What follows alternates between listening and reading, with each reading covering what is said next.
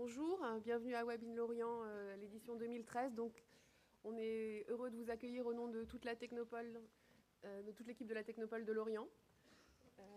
Voilà, donc on est content. Aujourd'hui, nous sommes 350 professionnels réunis à Lorient pour parler donc, du web. Et on espère que vous allez tous passer une excellente journée. Voilà. Bonne journée. On passe donc la parole à Fred Cavazza qui va animer cette journée, on espère, placée sous de bons auspices et trépidant. Merci pour cette introduction. Bonjour à tous. Bonjour également aux internautes qui nous rejoignent sur le live tweet. Nous sommes effectivement ensemble toute la journée donc pour cette 6e édition déjà de Web in Lorient. Nous avons aujourd'hui une journée particulièrement chargée en fait qui va se dérouler en plusieurs temps. Ce matin, nous allons parler de commerce en ligne, nous allons parler de médias sociaux, nous allons parler de design, donc avec toute une série d'interventions qui vont se dérouler dans la grande salle. Ensuite, ce midi, vous pourrez vous restaurer donc dans le hall d'exposition et vous pourrez en même temps bénéficier des différents stands et des démonstrations qui vous seront proposées, notamment d'impression 3D et autres. Après la pause déjeuner, nous enchaînerons avec la compétition de start-up. En fait. Donc vous savez qu'il y a un certain nombre de dossiers qui ont été présentés pour des start-up et qu'il y a 5 start-up finalistes qui ont été retenus et qui viendront vous présenter leurs idées, expliquer ce qu'ils veulent faire et on aura également les résultats de cette compétition. Après ça, on aura finalement une grande table ronde sur l'économie collaborative ainsi que plusieurs interventions sur cette thématique qui vont venir donc clôturer cette journée. Voilà. Ça va nous faire une belle journée tous ensemble avec des témoignages très intéressants, je pense, de personnes qui ont des horizons différents, qui ont des idées, qui ont des histoires différentes à raconter, à partager et ça va être à mon avis très intéressant. Pour ceux qui souhaitent tweeter, on me signale dans mon oreillette qu'il y a donc un compte officiel qui est @webinlorient. Il y a également un hashtag officiel qui est Will13, comme Webinlorient 13. Surtout pas Will 2013. On a vu quelques hashtags passer, donc le tag officiel, c'est bien celui-ci. Alors, ce que je vous propose, c'est de commencer directement la matinée sur la thématique du commerce en ligne. Ce que je souhaiterais faire dans un premier temps avec mon intervention, c'est essayer de vous donner une idée assez précise de où est-ce qu'on en est avec le commerce en ligne aujourd'hui, quelles sont les tendances, quels sont les nouveaux modèles qui sont en train d'émerger et dans quelle mesure est-ce que le commerce en ligne tel qu'on l'a connu sur la décennie passée, ma foi, il a quand même beaucoup évolué et il y a pas mal de fausses idées qu'on doit se sortir de la tête pour pouvoir, on va dire, bien appréhender ce sujet du commerce en ligne. Voilà, dès que mon écran sera démarré, ça c'est la blague, toujours. Forcément, c'est le premier intervenant qui doit subir les foudres de la technique. Bon, encore quelques secondes et ça devrait s'afficher. Ah, il faut que je débranche et que je rebranche. Est-ce que ça fonctionne un petit peu mieux ? Vous allez bien nous laisser quelques secondes. Ah, formidable. Voilà, c'est parti. Alors, la première thématique donc, de cette matinée, c'est le commerce en ligne. Je vous propose d'attaquer directement sur un état des lieux de où est-ce qu'on en est aujourd'hui avec le commerce en ligne, donc en 2013 et bientôt en 2014. Avant toute chose, tous les indicateurs sont au vert pour le commerce en ligne. Ça, je pense que je ne vous apprends rien par rapport à ça. On a un chiffre d'affaires qui est en progression constante. Sur l'ensemble en fait, des transactions qui ont été faites l'an dernier, le commerce en ligne, c'est 45 milliards d'euros pour l'année 2012. On a des progressions à 2 chiffres trimestriels. Ça veut dire qu'au premier trimestre, on a 14% de progression. Au deuxième trimestre 2013, on a 20% de progression. Donc on a vraiment une progression qui est assez spectaculaire, avec des intentions d'achat très importantes pour les fins d'année, notamment pour les périodes de Noël. Ça, c'est également une spécificité du marché français qui est très marquée, c'est la cyclicité autour de la période de Noël. Donc, oui, ça progresse, mais ça, c'est pas une surprise, parce que de toute façon, ça fait, on va dire, depuis le siècle dernier déjà que le commerce en ligne progresse et fonctionne parfaitement. Donc là-dessus, il n'y a pas d'ambiguïté, on va dire. Ce que l'on peut constater, par contre, c'est qu'on a ce qu'on appelle des paliers d'activité, c'est-à-dire qu'on a des secteurs d'activité dans lesquels le commerce en ligne progresse plus ou moins vite.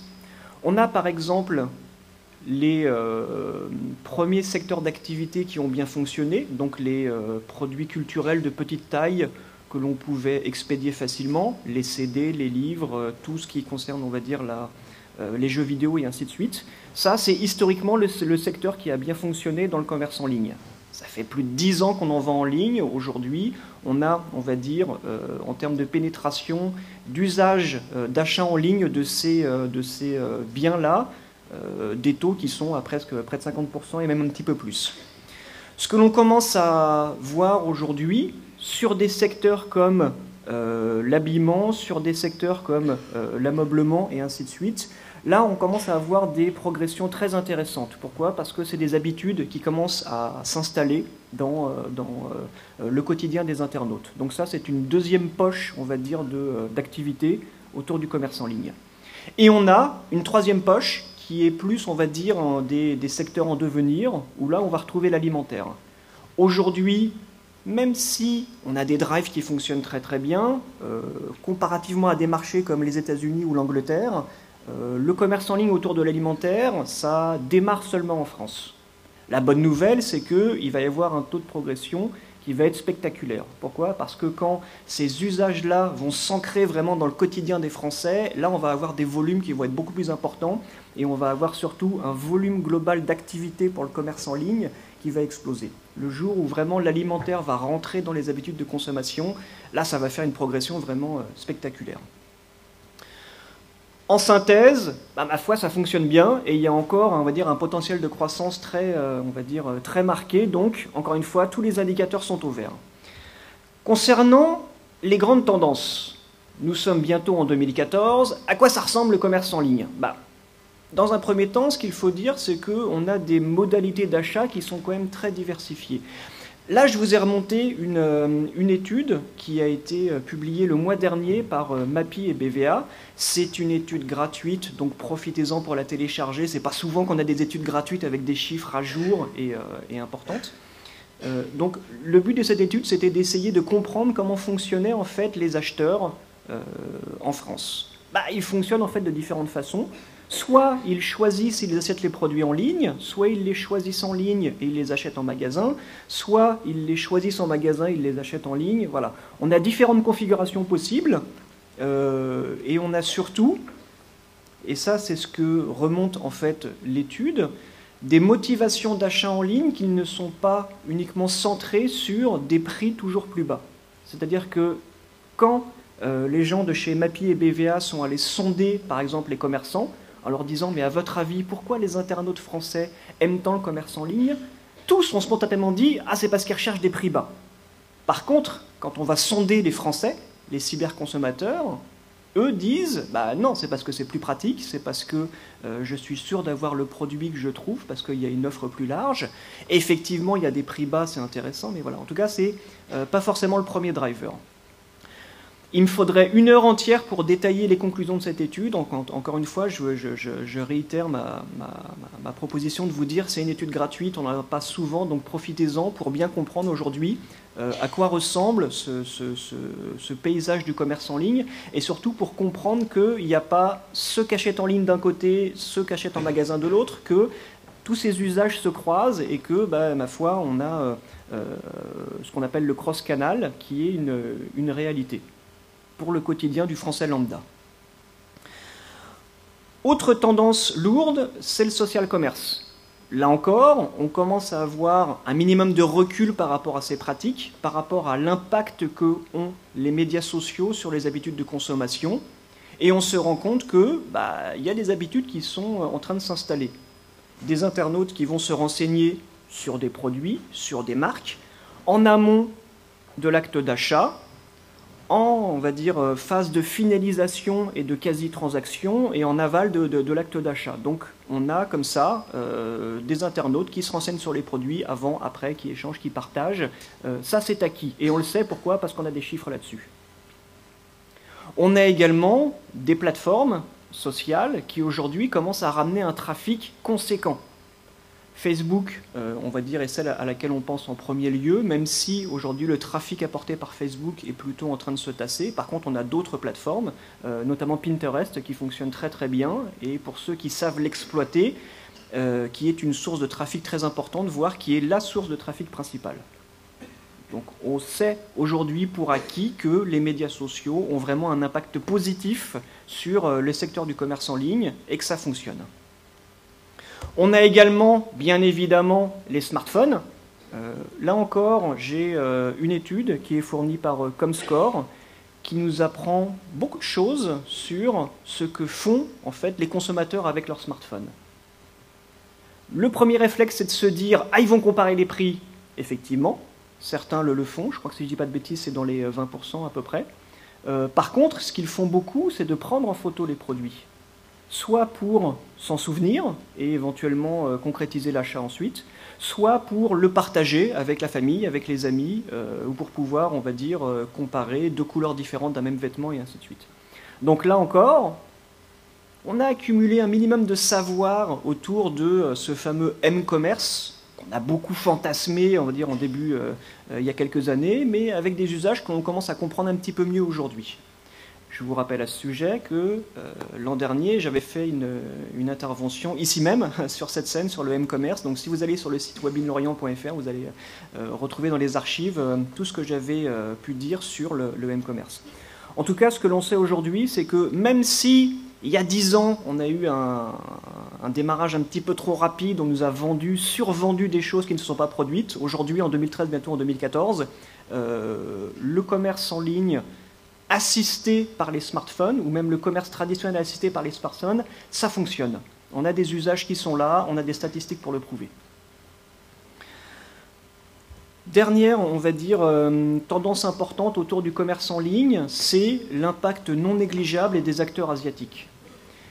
Je vais vous donner 3 exemples ici qui vont illustrer, à mon avis, l'importance de ce qui est en train d'arriver. Le premier, c'est Rakuten, qui est un acteur japonais. C'est la plus grosse plateforme de vente en ligne au Japon. Ces gens-là ont investi dans Pinterest à la première heure. Je crois qu'ils en possèdent un quart. Cette société a racheté en France Price Minister. Ils ont également racheté ADS, qui est un prestataire logistique. Donc une bonne partie, on va dire, de l'activité de commerce en ligne en France, aujourd'hui, elle est détenue par des capitaux japonais. Ces gens-là sont pragmatiques, ils vont vite, ils ont beaucoup de moyens, ils apprennent très vite également. Plus, on va dire, dangereux encore, ce sont les acteurs chinois, notamment Alibaba. La semaine dernière a eu lieu en Chine l'équivalent des Cyber Monday. Donc c'est en fait une journée où les célibataires se font des cadeaux à eux-mêmes. Donc voilà, ils ont orchestré ça, ils ont institutionnalisé ça en Chine. Le fait de dire, bah voilà, pour les célibataires ou pour ceux qui ont une famille éloignée, tout ça, bah, c'est Noël avant l'heure et vous achetez à des prix discount pendant une journée précise. Alibaba, qui possède 2 plateformes de vente en ligne, Tmall pour des ventes traditionnelles et Taobao pour de la vente entre particuliers, ils ont généré 5,7 milliards de dollars en 24 heures. 5,7 milliards de dollars en 24 heures. C'est vous dire la puissance de la machine. On a un autre exemple qui est intéressant, qui est celui de 51 Buy. C'est une plateforme de commerce en ligne, d'accord ? Cette plateforme-là générait 60 000 $ de marge par jour. Vous savez quoi? Ils l'ont fermé. Pas assez rentable. Voilà. C'est pas 60 000 $ de chiffre d'affaires par jour, c'est de la marge sonnante et trébuchante. Eh ben, ils ne sont pas embêtés avec ça, trop petit, ils l'ont fermé. Donc, ça, pour moi, ça illustre bien aujourd'hui la réalité du commerce en ligne et l'impact que vont avoir ces acteurs asiatiques. Pourquoi? Parce qu'ils ont beaucoup de moyens, ils sont motivés, ils sont pragmatiques. Pour moi, le futur géant du commerce en ligne, il sera chinois ou japonais. Amazon a eu son heure de gloire, maintenant, il va devoir laisser la place à d'autres. Une tendance lourde également que l'on constate autour du commerce en ligne, c'est l'importance du conseil. Autant sur les dernières années, on a pu assister à une véritable course à l'armement, donc avec des plateformes de commerce en ligne qui essayaient de mettre toujours plus de produits. Par contre, ça devenait un petit peu intimidant quand même pour les internautes, parce que vous débarquez sur un site de vente en ligne en disant voilà, je vais m'acheter une télé, ah, vous avez 2000 télés. Ah, laquelle il me faut, ça je sais pas. C'était un petit peu intimidant et ça pouvait en refroidir plus un. Donc, ce que l'on constate aujourd'hui, c'est qu'on commence à voir à débarquer des intermédiaires, en fait. Des sites comme par exemple celui qui est en haut à gauche, qui s'appelle Decide, qui fait de l'analyse prédictive et qui est capable de vous dire pour un produit, oui, c'est le moment d'acheter. Pourquoi? Parce que le prix est compétitif, qu'il a bien baissé, que selon nos modèles, il ne va pas baisser plus, et que la prochaine évolution du produit ne va pas arriver de sitôt. Donc oui, c'est le moment d'acheter. Ou alors non, c'est pas le moment d'acheter, parce qu'on pense qu'il va y avoir une baisse de prix dans les semaines à venir. Donc eux sont là pour vous assister dans votre décision d'achat. Vous avez également un site anglais qui est en bas à droite, qui s'appelle Just Buy This One, qui lui vous propose pour chaque catégorie de produits, admettons un four à micro-ondes, un grille-pain, une machine à laver, une télé, il vous dit voilà, si vous voulez acheter une télé, c'est celle-là. Parce qu'en ce moment, c'est le meilleur rapport qualité-prix, parce que c'est celle qui est plébiscitée par les internautes, parce que c'est celle qui a les meilleurs, on va dire, résultats au test. Voilà, Just Buy This One. Si vous devez en acheter une, c'est celle-là. Éventuellement, on peut trouver plus performant ou un petit peu moins cher, mais voilà ce qu'on recommande. Ça, je trouve ça intéressant. Je trouve ça intéressant de se dire que la course à l'armement, maintenant, elle est terminée. Ça veut dire qu'on n'est plus en train de... En rajoutant des produits au catalogue, on ne va pas plus vendre, ce n'est pas vrai. Par contre, en rajoutant du conseil, là, c'est intéressant. C'est intéressant parce qu'on rend service à l'internaute, parce qu'on l'aide à concrétiser, on va dire, un besoin, et on l'aide surtout à progresser dans sa décision d'achat. C'est intéressant parce qu'on peut faire ça en tant qu'intermédiaire, qu'on n'a pas besoin de stocker soi-même les produits. Donc là, il y a potentiellement un espace qui se libère pour des petits malins qui vont apporter du conseil dans, on va dire, un acte d'achat. Autre tendance qui reste d'actualité après toutes ces années, c'est le contenu. Le contenu, pourquoi? Parce que c'est ce qui fait vendre. Que ça soit du contenu textuel, comme là à gauche, chez Ikea ou chez Net-à-Porter, ou que ça soit des photos de très bonne qualité, c'est ce qu'on voit à droite par exemple, où on va prendre des photos en gros plan d'un produit, là d'une chaussure pour pouvoir bien apprécier la texture de la chaussure, mais également on va prendre en photo l'arrière d'un appareil électronique pour voir les branchements, on va prendre en photo des petites rondelles d'acier, à côté desquelles on va mettre des pièces de monnaie pour bien se rendre compte de la taille, voilà. C'est tout l'intérêt du contenu, qu'il soit textuel, donc des descriptions produits ou des articles d'inspiration, ou qu'il soit, on va dire, de la photo ou de la vidéo. Le contenu reste vraiment toujours important. C'est vraiment le meilleur investissement que vous puissiez faire pour soutenir, on va dire, une activité de vente en ligne. Certes, ça coûte, il faut le produire, que ce soit du texte ou des photos de bonne qualité ou de la vidéo. Dans tous les cas de figure, c'est un investissement qui est rentable parce que c'est vraiment ce qui stimule la vente en ligne. Des choses un petit peu plus récentes maintenant, avec notamment un retour sur le devant de la scène de tout ce qui est vente locale, que ça soit au travers des drives. Le drive est quand même bien développé en France, on en est maintenant à avoir des comparateurs de services de drive, que ça soit des services de livraison dans la journée, que ça soit des services de livraison de produits frais qui proviennent on va dire, de proximité, que ça soit également des biens manufacturés qui ont été produits, on va dire, dans un rayon géographique proche, avec des communautés, c'est notamment ce que proposent des plateformes comme Etsy. On a un retour quelque part de cette dimension locale. Donc on a cette notion de zone de chalandise qui revient sur le devant de la scène, même, on va dire, dans une optique de commerce en ligne. Pourquoi? Parce que on a des produits frais à livrer, parce qu'on veut livrer dans la journée, parce qu'on veut proposer des produits qui ont été faits dans une zone géographique. Donc on a cet ancrage local qui reste important et qui peut aider dans la prise de décision d'achat et qui peut, on va dire, stimuler quelque part, encore une fois, la vente en ligne. On a aussi, ça c'est une tendance très très forte, les box. Les fameuses box à souscription mensuelle dans lesquelles on a du maquillage, on a des produits, on a du thé, on a des produits pour confectionner des petits objets, on a même des box pour les chiens, les chats et ainsi de suite. On a des box pour tous les formats, de toutes les tailles, toutes les passions, toutes les activités. On a même des comparateurs de box. Donc c'est dire si le marché est en train de se structurer. Moi, j'ai tendance à dire que les box, c'est un peu les VRP du 21e siècle. Pourquoi? Parce que les box, elles amènent des produits dont on n'a pas forcément besoin directement chez le client.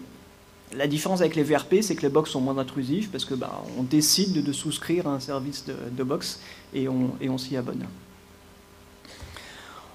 On commence à voir également pas mal de choses autour de la curation. La curation, c'est quoi? C'est essayer de proposer une sélection de produits. Une sélection thématique, parce que vous aimez, pourquoi pas les chaussures, parce que vous aimez des produits, on va dire, de telle couleur. Que ça soit fait de façon, on va dire, générique, que ça soit fait de façon très personnelle, notamment avec des systèmes de personal shopper, parce qu'on trouve ce genre de choses. Vous avez des coachs d'achat dans, on va dire, la vie de tous les jours, qui vont vous accompagner pour, on va dire, vous trouver des habits, ça existe. Mais vous avez également des coachs d'achat en ligne qui vont, en fonction de ce que vous allez leur dire, voilà, moi je fais telle taille, tel poids, j'ai telle couleur de cheveux, j'aime bien telle et telle fringue, ok, pas de problème. Par email, ils vont vous envoyer en fait des suggestions de produits et vous allez les rémunérer pour ce travail-là. Donc ça aussi, ça existe. On a même des grands acteurs qui s'y mettent, notamment Amazon et Zappos, qui proposent leur propre service de curation. Souvenez-vous, tout à l'heure, je vous ai expliqué que ce n'est pas en rajoutant plus de produits qu'on va stimuler la vente, mais c'est peut-être en retirant et en apportant un minimum de conseils et un minimum de sélection qu'on va réussir, on va dire, à accrocher le chaland. Et ben, c'est exactement ça. La curation, c'est ce principe-là. C'est le fait de dire, voilà, je segmente ma clientèle et je propose une recommandation de produits, des petites séries, un petit nombre, pour faciliter le choix. Voilà, la curation, ça c'est une tendance qui est également, on va dire, en train de se généraliser. On a étudié toutes les tendances en cours. Ce que je vous propose maintenant, c'est d'étudier les nouveaux modèles. Donc ceux qui s'installent, ceux qui essayent de grappiller des parts de marché aux gros acteurs. On a notamment toute une série de sites d'inspiration. Qu'est-ce que c'est que ces sites d'inspiration? Eh ben, c'est des sites thématiques ou affinitaires qui proposent assez régulièrement des produits d'exception.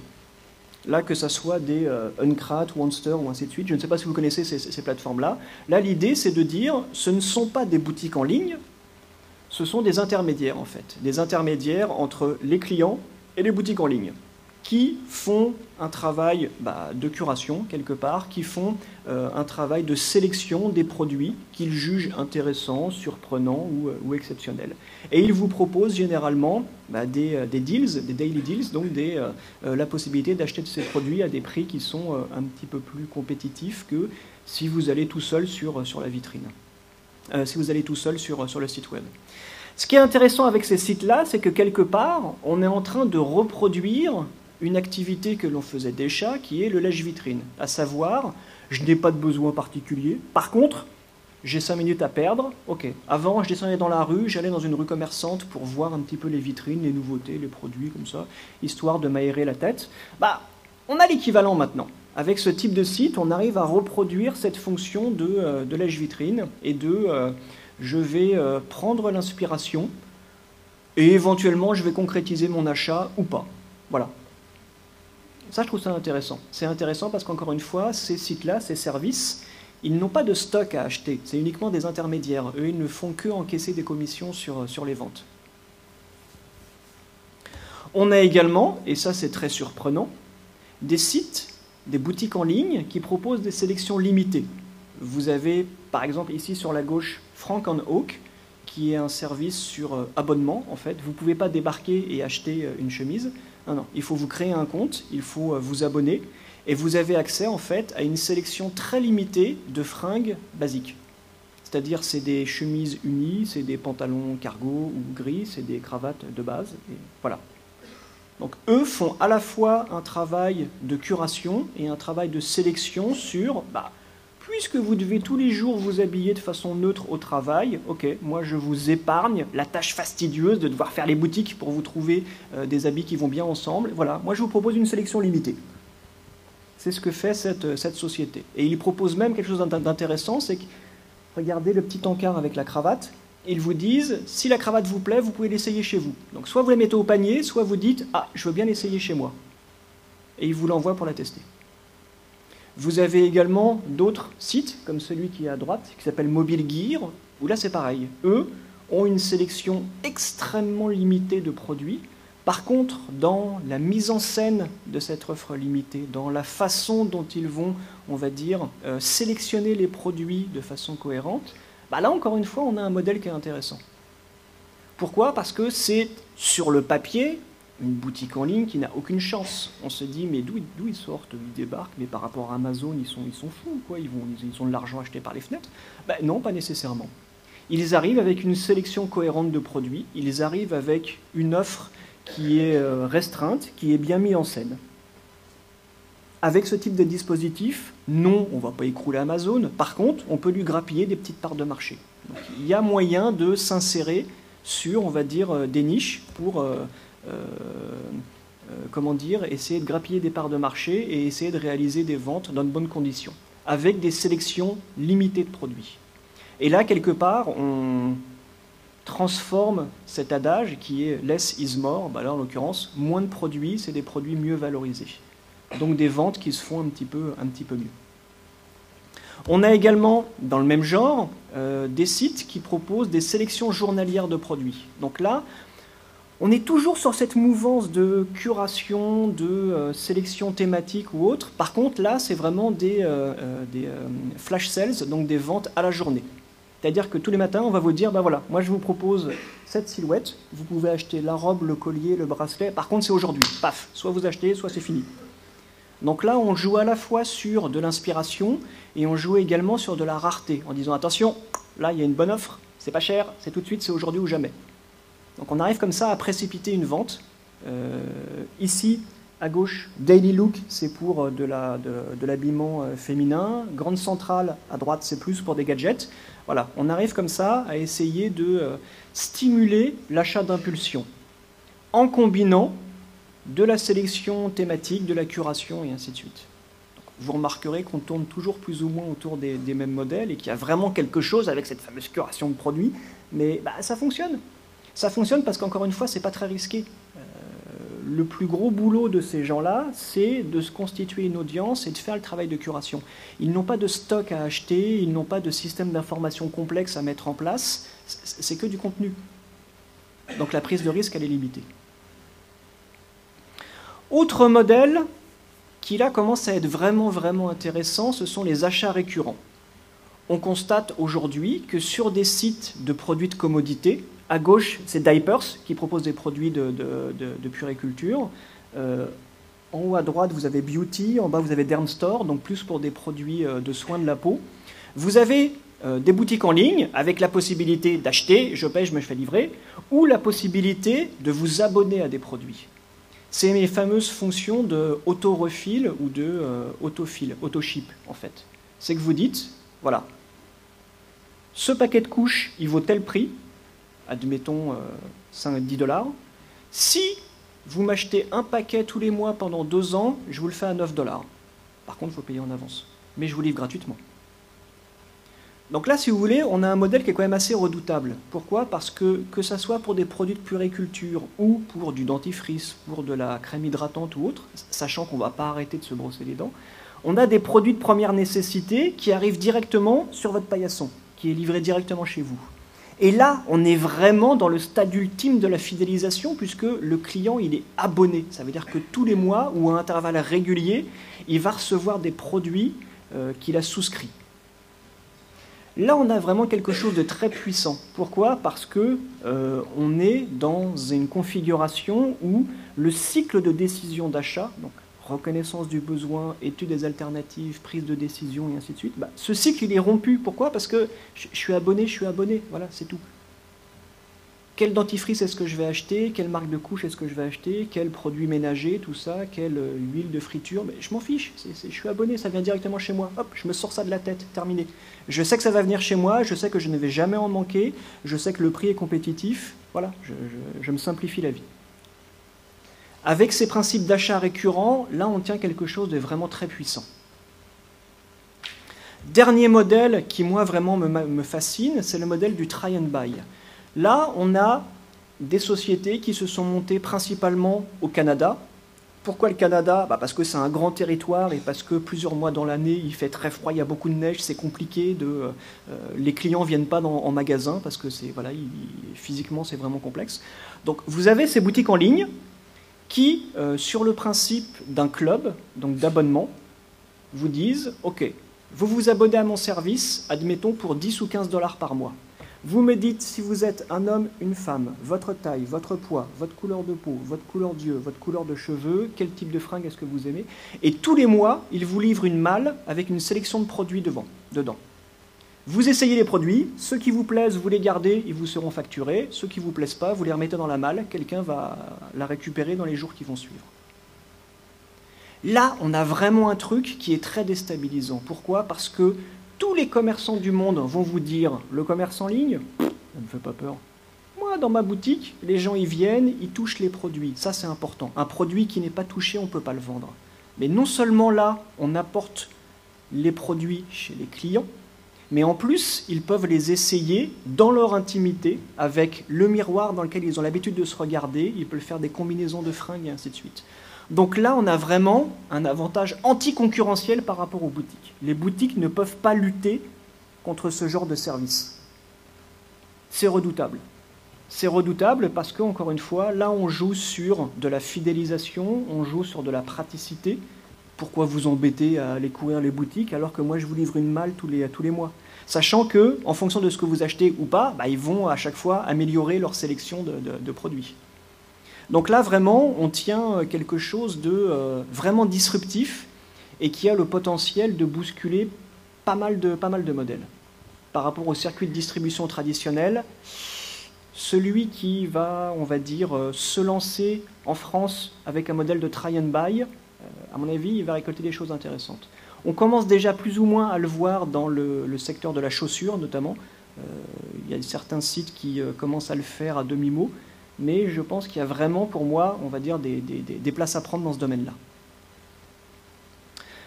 Nous avons étudié les tendances du commerce en ligne. Nous venons de voir toute une série de nouveaux modèles. Je ne peux pas faire l'impasse sur le mélange entre commerce traditionnel et commerce en ligne. C'est ce qu'on appelle le commerce phygital, donc à mi-chemin entre physique et digital.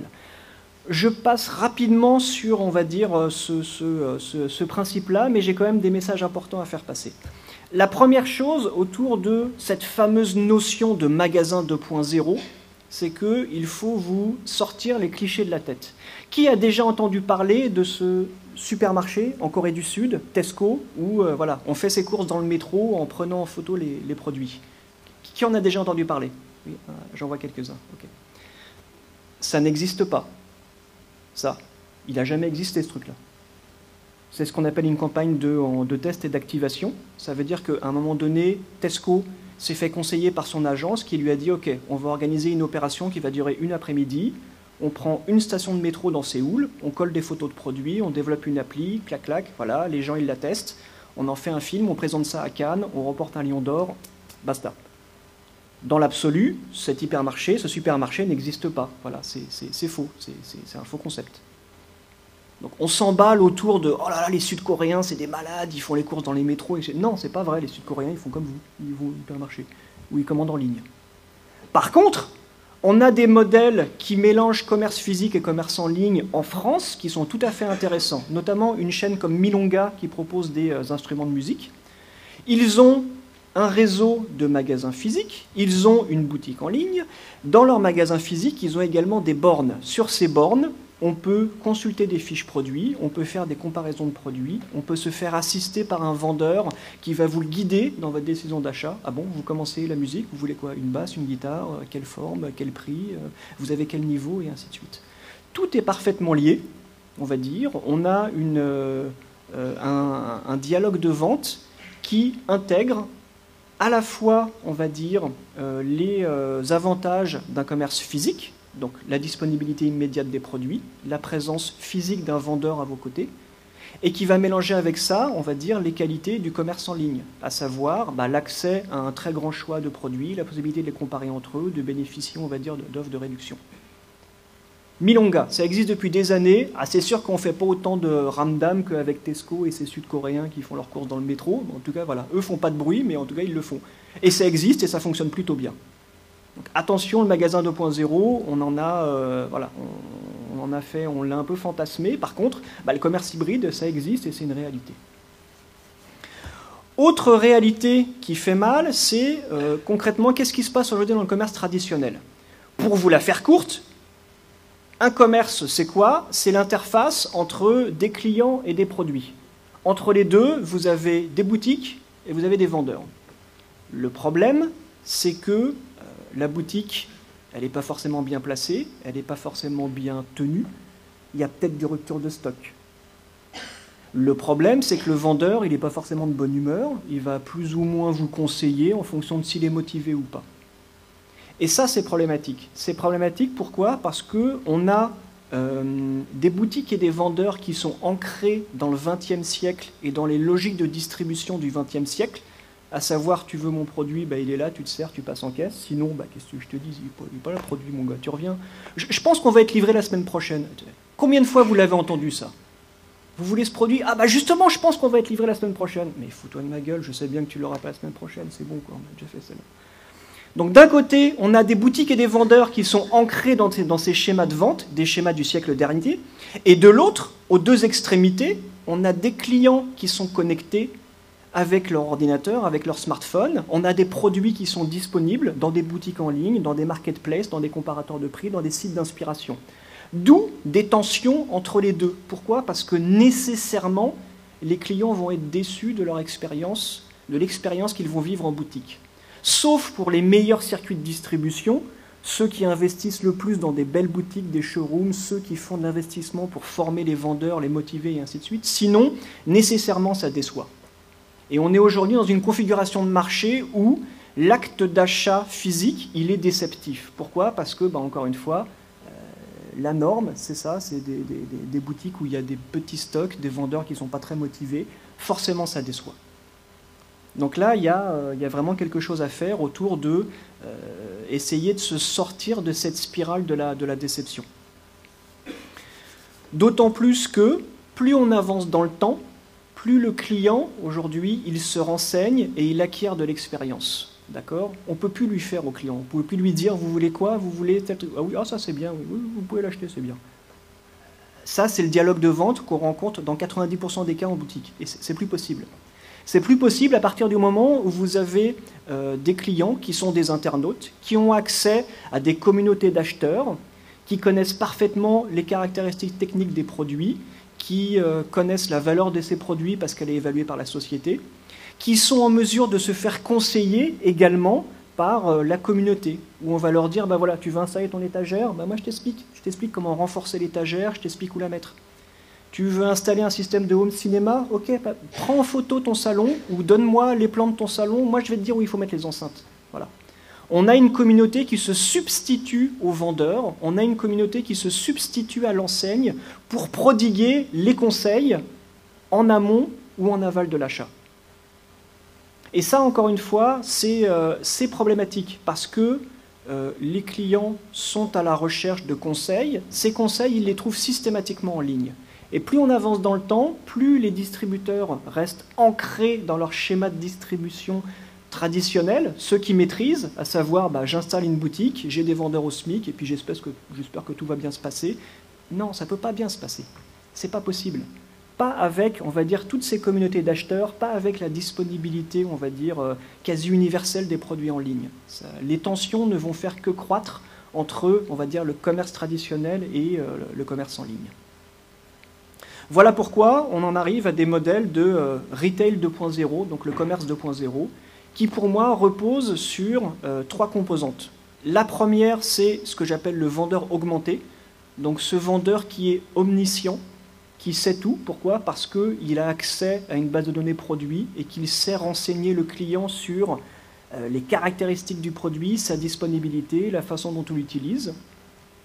On a également des magasins connectés, donc des magasins qui sont potentiellement ouverts 24 heures sur 24, parce que même si les portes sont fermées, bah, y a une vitrine interactive, on peut voir les produits, on peut essayer d'aller sur le site, on peut avoir un relais, on peut également récupérer des produits qu'on a commandés en ligne dans ce magasin, on peut rapporter des produits qu'on a commandés en ligne dans ce magasin. Donc voilà, on a un magasin avec un système d'information qui est unifié, où on ne va pas vous dire « Ah mais oui, là j'ai votre ticket, mais non, vous l'avez acheté en ligne, votre... Ah bah non, bah, c'est pas chez nous. Hein. Ah bah non, c'est acheté en ligne, bah, tu te démerdes mon gars, il fallait acheter en magasin, attends. » Voilà. Ce genre de choses, c'est plus possible. Pas dans 2 mois, on est en 2014, c'est plus possible. Ce type de tension que vous générez entre une marque et un client, c'est plus possible, il faut que ça s'arrête. Et on a la troisième composante du Retail 2.0, c'est ce que j'appelle les expériences interactives. C'est la façon dont la technologie va pouvoir sublimer le produit ou l'expérience d'achat. On rencontre beaucoup ça, notamment dans les showrooms, avec des scénographies très intéressantes, mais on a également des technologies qui permettent de faire des choses tout à fait surprenantes, comme par exemple, ici à droite, j'ai cet exemple d'étiquette de vêtements qui embarque une puce.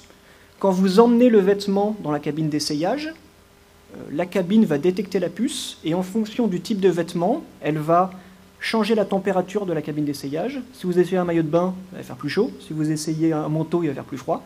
Qui va changer l'éclairage dans la cabine, qui va changer la musique, qui va changer même l'ambiance olfactive. Donc il va être en mesure de diffuser une odeur dans la cabine. Pourquoi ? Pour vous mettre en bonne disposition et pour essayer de rendre plus agréable quelque part cette expérience d'achat. Ça, pour moi, c'est le triptyque de la distribution du XXIe siècle, du retail 2.0.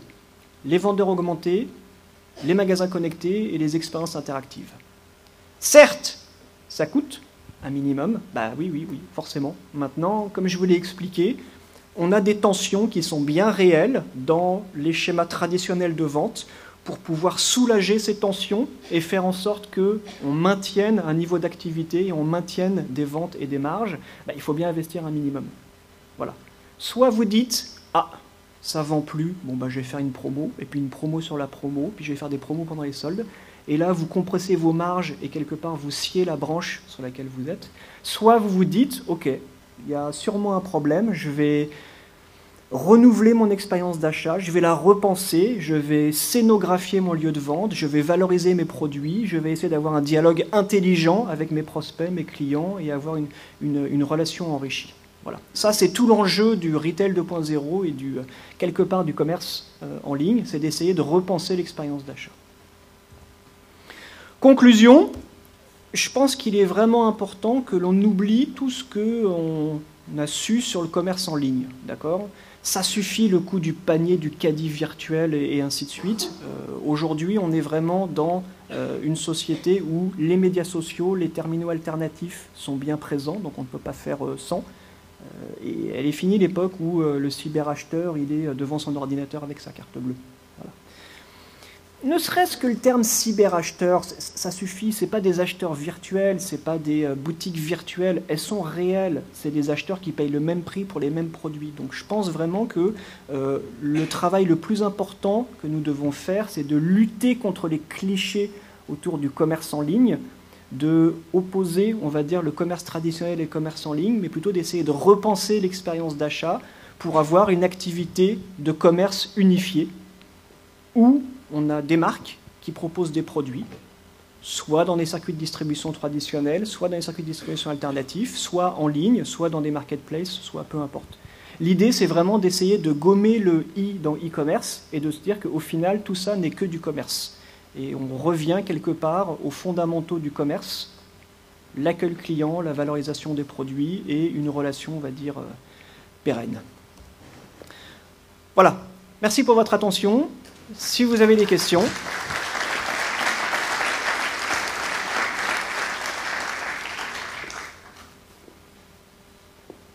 Ok, la première question, elle est toujours, on va dire, délicate à venir. Ce que je vous propose, comme il est déjà 10h02 et qu'on a pris un petit peu de retard, c'est qu'on va en fait enchaîner directement sur